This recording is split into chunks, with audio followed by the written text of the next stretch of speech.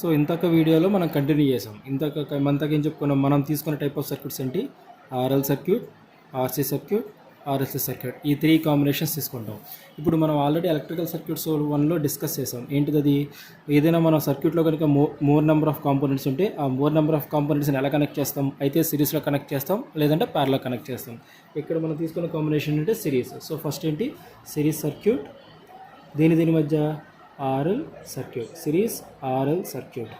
Okay, so ఇప్పుడు మన series RL circuit తీసుకున్నాము అంటే, సో కండిషన్ ఏంటి, అక్కడ మనకి ఇన్పుట్ కూడా ఇవ్వాలి. ఇక్కడ మనకి 2 టైప్స్ ఆఫ్ ఇన్పుట్స్ ఇచ్చాము. ఏంటి అవి, డీసీ ఇన్పుట్, ఏసీ ఇన్పుట్. ఇక్కడ కూడా మనం డిస్కస్ చేసేది ఏంటంటే, సేమ్ సిరీస్ ఆర్ఎల్ సర్క్యూట్ని విత్ డీసీ ఇన్పుట్తో డిస్కస్ చేస్తాము, at the same time with AC ఇన్పుట్తో డిస్కస్ చేస్తాం. సో కాబట్టి ఫస్ట్ టైం తీసుకుందామంటే series RL circuit with DC input. ఇది మన సర్క్యూట్. ఇప్పుడు మనం డిస్కస్ చేసుకునేది ఇది అనమాట. సో మనందరికీ తెలుసు, ఇప్పుడు మనం ఏం తీసుకున్నాం, సిరీస్ ఆర్ఎల్ సర్క్యూట్. అంటే ఇప్పుడు మనం తీసుకున్న సర్క్యూట్లో ఏ కాంపోనెంట్స్ ఉన్నాయి, resistor and inductor components are connected in series. అంటే దీనికి ఇన్పుట్ ఏమి ఇస్తున్నాము, డీసీ వోల్టేజ్ ఇస్తున్నాము. So this is DC voltage V. ఇది మనం తీసుకున్న సర్క్యూట్. అంటే దీంట్లోకి మనం ఎప్పుడైతే వోల్టేజ్ చేసినప్పుడు దీంట్లోకి ఏమవుతుంది, కరెంట్ ఫ్లో అవుతుంది. So this the resistor are and this the inductor L. ఇది మన సర్క్యూట్. ఇప్పుడు ఈ సర్క్యూట్లో మనం ఏం చేయాలి, ట్రాన్సియెంట్స్ని అనాలిసిస్ చేయాలి. ఇప్పుడు మనం ఏదైనా ఒక ఎలక్ట్రికల్ సర్క్యూట్స్లో ట్రాన్సియెంట్స్ అనాలిసిస్ చేయాలంటే అసలు ఫస్ట్ మనం ట్రాన్సియెంట్స్ క్రియేట్ చేయాలి కదా. సో ట్రాన్సియెంట్స్ ఎలా క్రియేట్ అవుతుంది, first condition switch on off conditions of the supply. ఓకేనా, అంటే సప్లై మనం సడన్గా స్విచ్ ఆన్ కానీ ఆఫ్ చేసినప్పుడు కానీ, లేకపోతే సడన్గా లోడ్ చేంజ్ అయినప్పుడు కానీ, లేకపోతే ఫాల్ట్ కండిషన్ వచ్చినప్పుడు కానీ, లేకపోతే లైట్నింగ్ కండిషన్స్ వచ్చినప్పుడు, ఇవి కండిషన్స్. ఇప్పుడు ఈ 4 కండిషన్స్లో ఏదో ఒకటి మనం దీనికి అప్లై చేయాలి. ఇప్పుడు ఇందులో first sudden changes of the load అనమాట. అంటే లోడ్ అంటే ఈ ఆర్ఎల్ పారామీటర్స్ మనం సడన్గా చేంజ్ చేయడం. ఇది మనం చేంజ్ చేయడం కుదురుతుందా, సో వన్స్ మనం సర్క్యూట్ని కన్స్ట్రక్షన్ చేసిన తర్వాత దాంట్లో మనం ఎటువంటి మోడిఫికేషన్స్ చేయలేం, కాబట్టి అది పాసిబిలిటీ అవ్వదు. Next fault condition. So fault condition అనేది ఆటోమేటిక్గా దాని అంతా అదే వస్తుంది, కాబట్టి అది కూడా మనం క్రియేట్ చేయలేము అనమాట. అండ్ నెక్స్ట్ లైట్నింగ్ని మనం క్రియేట్ చేయగలం. లైట్నింగ్ అంటే ఏంటి, రైనీ సీజన్లో మనకి పిడుగులు పడతాయి కదా, వాటిని మనం లైట్నింగ్స్ అంటాం. అది కూడా మన చేతిలో ఉంటుందా, లేదు, అది కూడా మనకి న్యాచురల్గా కవర్ అవ్వాల్సింది. సో కాబట్టి మనం ఏం చేయగలము, సడన్గా సప్లైని మనం ఆఫ్ కానీ ఆన్ కానీ చేయగలం. అంటే ఇప్పుడు ఈ సర్క్యూట్లో మనం ఏం చేయాలి, సప్లైని ఆన్ కానీ ఆఫ్ కానీ చేయాలి. సప్లైని మనం ఆన్ కానీ ఆఫ్ కానీ చేయాలంటే మనం పీకి పెట్టగలమా, కుదరదు కదా. అందుకోసం మనం ఏం చేస్తామంటే ఈ సర్క్యూట్లో మనం ఒక స్విచ్ కనెక్ట్ చేస్తాము. ఆ స్విచ్ని మనం ఆపరేట్ చేస్తూ సప్లై వోల్టేజ్ని కంట్రోల్ చేస్తాం. సో కాబట్టి ఇప్పుడు ఏం చేస్తున్నాము, ఇదే సర్క్యూట్కి నేనేం చేస్తున్నానంటే ఒక పాత్లో ఒక స్విచ్ని పెడుతున్నా. So this is switch. అప్పుడు మనకు సర్క్యూట్ ఎట్లా వస్తుంది, సేమ్ రెసిస్టివ్ ఇండక్టివ్ సర్క్యూట్. దీనికి ఒక స్విచ్ కనెక్ట్ చేస్తాము, ఇది supply voltage V. So this is supply voltage V and this the switch S and resistor, inductor, ఇందులో ఫ్లో అయ్యే కరెంట్ ఐ. సో ఈ స్విచ్ మనం ఇలా క్లోజ్ చేసుకుంటూ ఇట్లా ఓపెన్ చేసుకుంటూ మనం కంట్రోల్ చేస్తూ ఆన్ ఆఫ్ చేస్తాం అనమాట. ఇది మన సర్క్యూట్. ఇప్పుడు ఈ సర్క్యూట్కి మనం ఏం చేయాలి, ట్రాన్సియెంట్ అనాలిసిస్ ఫైండ్ అవుట్ చేయాలి. అందుకోసం ఫస్ట్ మనం ఏం చేస్తాం, ఈ సర్క్యూట్ని మనం సింప్లిఫై చేయాలి. సో ఇప్పుడు ఇదే సర్క్యూట్ లూప్ సర్క్యూటా, నోడల్ సర్క్యూటా. సో దీంట్లో మనకి లూప్ ఉంది కాబట్టి మనం ఏం చేస్తామంటే కేవీఎల్ అప్లై చేస్తాం. Apply KVL. So what is the statement of KVL, the sum of voltages is equal to the sum of voltage drops. So some of voltages అంటే source voltage ఒకటి ఉంది కాబట్టి V is equal to voltage drops అంటే the voltage across components. ఎన్ని components ఉన్నాయి, 2, resistor, inductor. కాబట్టి voltage across resistor plus voltage across inductor ఎట్లా వస్తుంది అనమాట. ఓకే, సో ఇప్పుడు దీన్ని సింప్లిఫై చేద్దాం. V is equal to what is the resistor voltage formula, I into R plus what is the voltage across inductor formula, L into di/dt. So this is hour equation 1. ఇప్పుడు దీన్ని మనం simplify చేయాలి. So ఇది ఎట్లా ఉంది, మనకి differential equation ఉంది కాబట్టి, so convert this equation into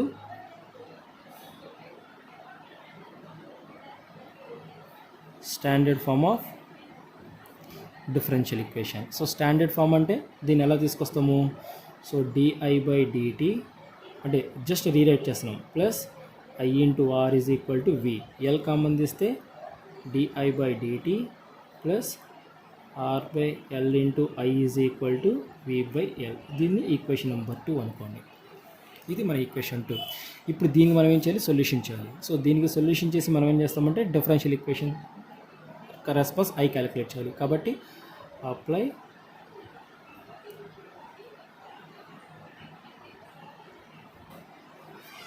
differential equation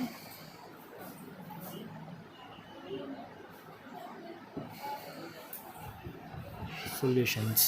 so మీకు ఆల్రెడీ మ్యాథమెటిక్స్లో చేసి ఉంటారు కదా డిఫరెన్షియల్ ఈక్వేషన్ సొల్యూషన్స్, ఆ ప్రాసెస్ ద్వారా చేస్తాను అనమాట. అలా చేసే బదులు సో ఇదేంటి, so this differential equation is a first order differential equation. ఓకేనా.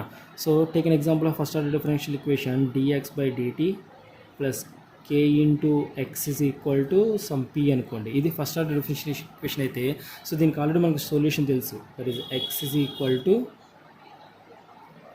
సో మనకి ఆల్రెడీ సొల్యూషన్ ఉన్నాయి కదా, ఏంటిది అది, సి ఇంటూ ఈ పవర్ మైనస్ కేటీ ప్లస్ ఈ power KT into integral of P into ఈ power minus KT into DT. ఇది మన సొల్యూషన్ అనమాట. సో మీకు మ్యాథమెటిక్స్లో ఉంటుంది ఈ ఫామ్లో, దాని నుంచి ఒకసారి చూసుకోండి. So this is standard form of first order differential equation. ఇప్పుడు దీన్ని మన ఈక్వేషన్ 2ని కంపేర్ చేసి మనం సొల్యూషన్ చేస్తాం. సో ఇప్పుడు మనకి ఇక్కడ వేరియబుల్ టర్మ్ ఏంటి ఐ కాబట్టి I is equal to C constant e power minus K ప్లస్లో ఏముంది r/l ఇంటూ టీ ప్లస్ ఈ power r/l into integral of, sorry ఇక్కడ మైనస్ ఇక్కడ ప్లస్ పీ ప్లస్ ఎంత ఉంది v/l కాబట్టి v/l ఇంటూ ఈ power minus r/l into dt, సరే ప్లస్. సో ఈ పవర్ ఏటీకి ఏంటి, ఈ పవర్ ఏటీకి ఏమవుతుంది, ఈ పవర్ ఏటీ బై ఏనే కదా. సో కాబట్టి ఏమవుతుంది సొల్యూషన్ సి ఇంటూ ఈ power minus r/l into T plus ఈ పవర్ మైనస్ r/l, దీనికి ఇంటిగ్రేషన్ చేస్తే ఈ power r/l by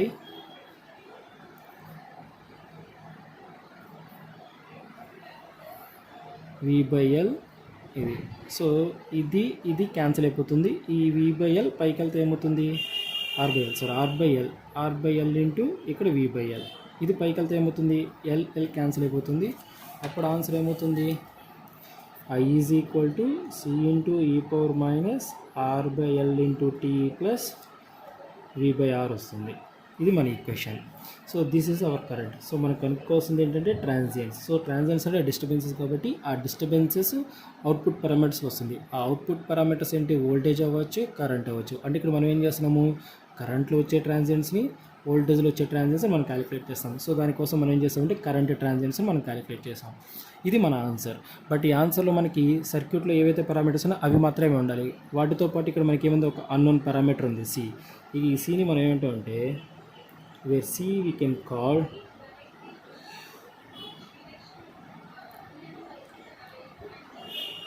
differential constant. ఆ differential constant మనం క్యాలిక్యులేట్ చేయాలి. So in order to calculate the C we consider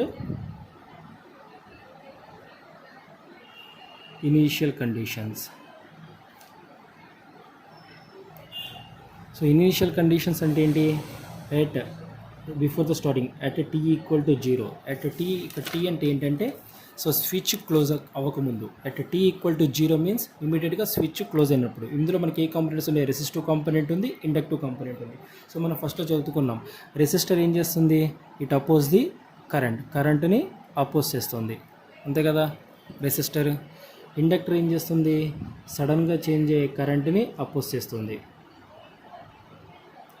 voltage ఏం చేస్తుంది, sudden changes of the capacitor ఏం చేస్తుంది, సడన్గా చేంజ్ అయ్యే వోల్టేజ్ని అపోజ్ చేస్తుంది. ఇది దీని కండిషన్స్.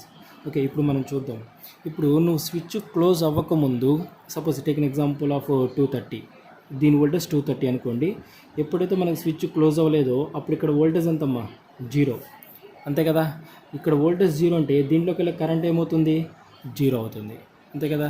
ఎప్పుడైతే నువ్వు స్విచ్ క్లోజ్ చేసావో అప్పుడు ఇక్కడికి ఎంత వోల్టేజ్ వస్తుంది 230 వోల్ట్స్ వస్తుంది. ఎప్పుడైతే నీకు సర్క్యూట్కి 230 వోల్ట్స్ వస్తుందో అప్పుడు నీకు దీంట్లో కరెంట్ అనేది కొంత ఫ్లో అవుతుంది, అంతే కదా. అదే నువ్వు రెసిస్టర్ తీసుకుంటే కనుక నీకు కరెంటు ఇమీడియట్గా ఫ్లో అవుతుంది, నీకు నైట్ బల్బ్ కూడా ఇమీడియట్గా ఫ్లో అవుతుంది.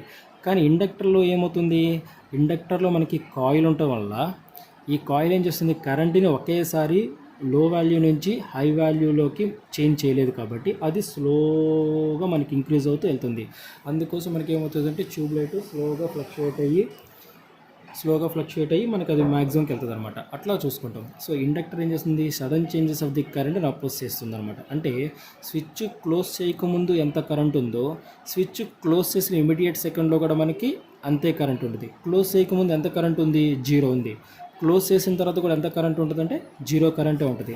అంటే ఇక్కడ మనం తీసుకున్న ఇనిషియల్ కండిషన్ ఏంటి, ఎట్ t = 0 అప్పుడు ఏమవుతుంది, ఇండక్టర్లో కరెంట్ 0. ఇండక్టర్లో కరెంట్ 0 అంటే మనకు అది ఏమవుతుంది, ఏదైనా ఒక కాంపోనెంట్లో కరెంట్ వెళ్ళట్లేదు అంటే దాన్ని ఏం చేయొచ్చు, మనం ఓపెన్ సర్క్యూట్ చేయొచ్చా లేదా.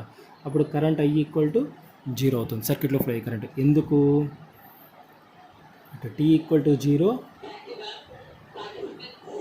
Inductor acts as open circuit.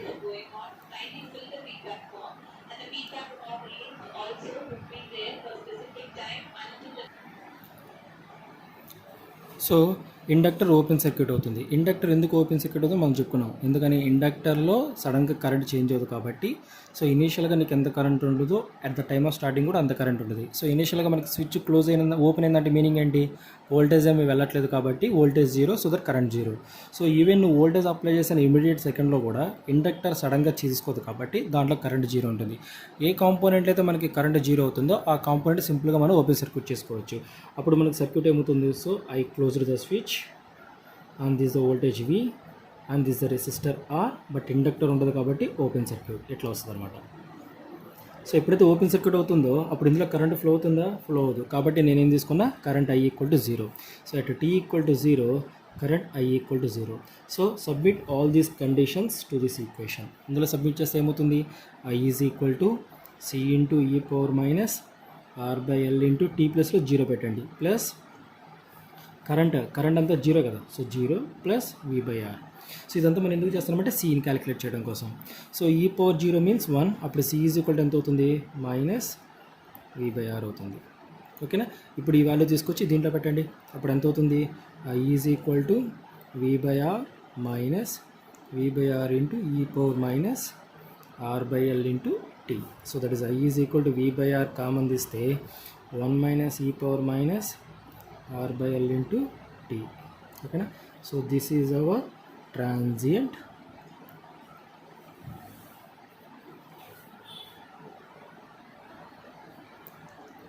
Current. ఓకేనా. So this are the transient current. So next మనం ఆల్రెడీ ఫస్ట్లో చెప్పుకున్నాం. సో ట్రాన్సియెంట్స్ దేంట్లో వస్తాయి, మన తీసుకున్న ఎలక్ట్రికల్ సర్క్యూట్ పారామీటర్స్లో. ఆ పారామీటర్స్ ఏంటి, వోల్టేజ్లో వచ్చే డిస్టర్బెన్సెస్ని కరెంట్లో వచ్చే డిస్టర్బెన్సెస్ మనం క్యాలిక్యులేట్ చేయాలి. సో ఇప్పుడు మనం తీసుకున్న సర్క్యూట్కి కరెంట్లో వచ్చే డిస్టర్బెన్సెస్ మనం క్యాలిక్యులేట్ చేస్తాం. నెక్స్ట్ మనం ఏం చేయాలి, ట్రాన్సియెంట్స్ ఇన్ వోల్టేజ్ క్యాలిక్యులేట్ చేయాలి. So next step, transients in voltage. So ఇక్కడ మనకి ఎన్ని వోల్టేజ్ ఉంటాయి, ఒకటి సోర్స్ వోల్టేజ్, రెండోది రెసిస్టివ్ వోల్టేజ్, మూడోది inductive voltage. So source voltage మనకి ఎటువంటి ట్రాన్సియెంట్స్ ఉండవు, ఎందుకంటే అది మనం ఇన్పుట్ కాబట్టి. ఇంకా మనకి ఏమున్నాయి, resistive voltage, inductive voltage. What is the formula for resistive voltage, I × R. So that is R into what is the value of I, ఇది పెట్టండి దీంట్లో. So V/R × 1 - e⁻ R/L × t. So R cancel చేస్తే మనకి ఏమవుతుంది, V × 1 - e⁻ R/L × t. ఇది formula. And voltage across inductor, that is L × di/dt. So that is equal to L × d/dt of, so current V/R × 1 - e⁻ R/L × t. So దీన్ని మొత్తాన్ని simplify చేయండి, derivative చేసి మొత్తం simplify చేస్తే మనకి ఫైనల్గా ఏమవుతుంది, inductive voltage VL = V × e⁻ R/L × t వస్తుంది. ఇది ఇండక్టివ్ వోల్టేజ్ అండ్ ఇది ట్రాన్సియెంట్స్ ఇన్ రెసిస్టివ్ వోల్టేజ్. ఇట్లా మనం కరెంట్లో ట్రాన్సియెంట్స్ని, వోల్టేజ్లో ట్రాన్సియెంట్స్ని క్యాలిక్యులేట్ చేస్తాం. ఇదంతా దేనికి, series RL circuit with DC input. So ఇప్పుడు ఈ సొల్యూషన్తో మనం దేన్ని యూస్ చేసాము, by using differential equation solutions. ఓకేనా. ఇప్పుడు దీనికి ఇదంతా చేయాల్సి వస్తుంది అంతే కదా, డిఫరెన్షియల్ ఈక్వేషన్ సొల్యూషన్ చేస్తే ఇదంతా క్యాలిక్యులేట్ చేయాల్సి వస్తుంది. సో దీన్ని ఇంకొంచెం మనం సింప్లిఫై చేయడం కోసం ఏం చేస్తామంటే, సేమ్ సర్క్యూట్ని యూజింగ్